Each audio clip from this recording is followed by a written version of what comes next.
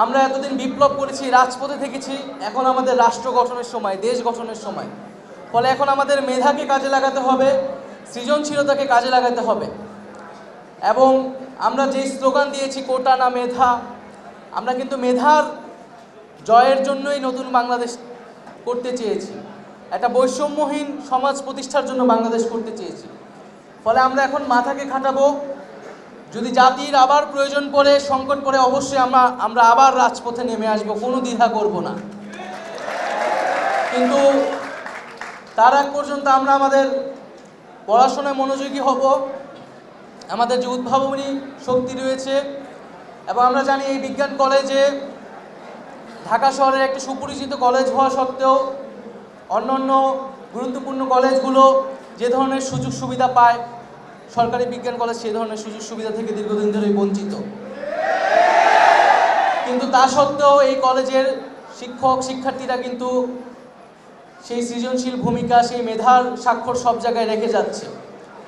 যদি সুযোগ সুবিধা দেওয়া হয়, আমি বিশ্বাস করি এই সাফল্য আরও অনেক গুণে বৃদ্ধি পাবে। এবং আমরা অবশ্যই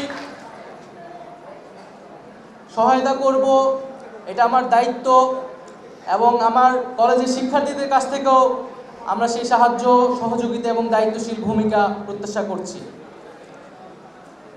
আমি আমার বক্তব্য দীর্ঘায়িত করব না। আজকে আমার জন্য দিনটি খুবই আনন্দের। এই কলেজের সাবেক শিক্ষার্থী হিসেবে আমি এখানে উপস্থিত হতে পেরেছি। আমি যখন এখানে উপস্থিত হয়েছি, আমি মনে করি না আমার পরিচয় কোনো সরকারের উপদেষ্টা। আমি এই কলেজের একজন শিক্ষার্থী, আমি শিক্ষকদের কাছে আমি একজন ছাত্র, এবং তোমাদের কাছে আমি বড় ভাই হিসেবে থাকতে।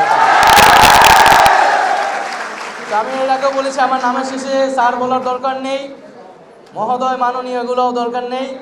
আমি বড় ভাই হিসেবে আছি।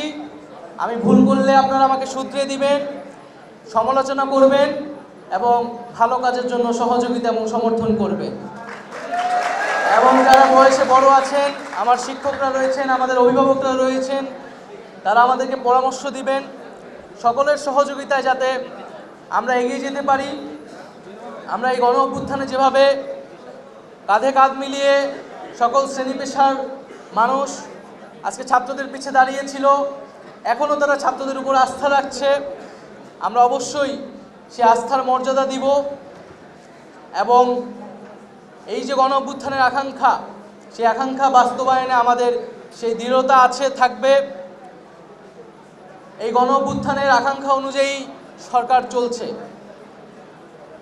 সরকারের যে প্রায়োরিটিগুলো আমরা বারবার বলেছি, যে প্রথমত আমরা এই শহীদ এবং এই আহতদেরকে সেই মর্যাদা এবং রাষ্ট্রীয় সুযোগ সুবিধা এবং পুনর্বাসন নিশ্চিত করব। দ্বিতীয়ত আমরা বলেছি যে এই গণ অভ্যুত্থানে যারা গণহত্যায় অংশগ্রহণ করেছে, যারা দেশকে লুটপাট করেছে, দুর্নীতি, গুম খুন করেছে, তাদেরকে আমরা বিচারের আওতায় আনব। এবং তৃতীয়ত আমরা বলেছি যে আমার দেশকে যারা এতদিন ধ্বংস করেছে, প্রত্যেকটা প্রতিষ্ঠান ধ্বংস করেছে। আমাদের একজন গুরুত্বপূর্ণ বিজ্ঞানী বললেন যে শিক্ষা খাতের কথা। আমরা দেখেছি যে কিভাবে শিক্ষা সেক্টরকে ধ্বংস করা হয়েছে, সেটা রাজনীতিকরণ করা হয়েছে। একটা প্রাথমিক শিক্ষা প্রতিষ্ঠানকেও পর্যন্ত সেখানে রাজনীতিকরণ করা হয়েছে। এবং আমরা চাই যে সেই প্রাতিষ্ঠানিক সংস্কারগুলো আমরা করব, এবং এরপরেই আমরা যে গণতান্ত্রিক রূপান্তর, সেই নির্বাচনের দিকে যাব। আজকে আমাদের তাই এই বাংলাদেশের কিন্তু এজেন্ডাগুলোই হচ্ছে সংস্কার, বিচার এবং এই শহীদ এবং আহতদের মর্যাদা এবং পুনর্বাসন।